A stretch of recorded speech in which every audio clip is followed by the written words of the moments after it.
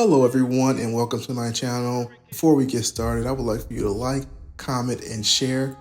And don't forget to subscribe. Let me know what you think about the movie because I'm going to tell you my thoughts. And let's get started. Okay, whoa, let's talk about a great film. I really enjoyed Creed 3. I knew I was going to enjoy it going in. I was a little biased, but guess what? The movie surely did deliver.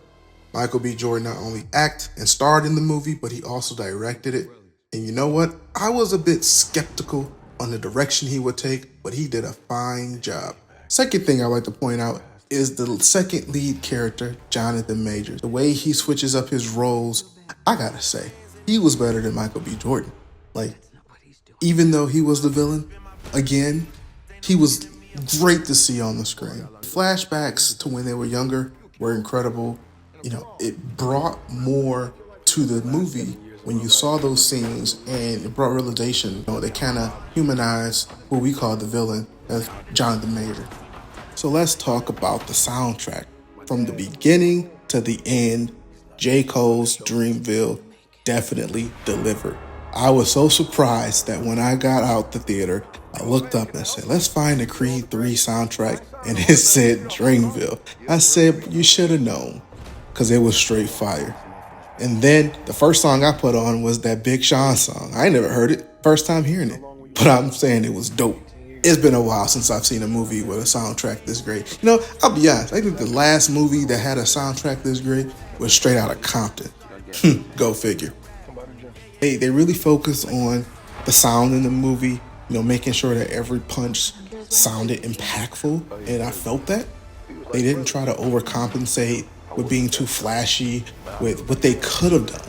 They didn't make it too street or too hood. They told a compelling story. They did some flashbacks to their childhood and to their youth and what they were getting into, which wasn't, you know, too crazy, you know, but some bad mistakes which got them into the situation that they were. You know, and like I said, at the end, you kind of choose who you want to root for. Some people were rooting for Michael B. Some people were rooting for Jonathan. I was rooting for Jonathan. And then I was rooting for Michael B. You got to watch it till the end to figure out what's going on. I'm not going to spoil it for you. Ultimately, the film delivers on what we expect. You expect to see a compelling story. You expect to see some great acting. You expect to see some great fighting. And yes, there are multiple fight scenes. That's the great thing about it. It wasn't just one fight scene with a build-up. No, there's multiple fight scenes throughout, including sparring sessions that were quite eventful as well. So if you haven't seen it, take the time to go see it, because this movie is not what I consider trash.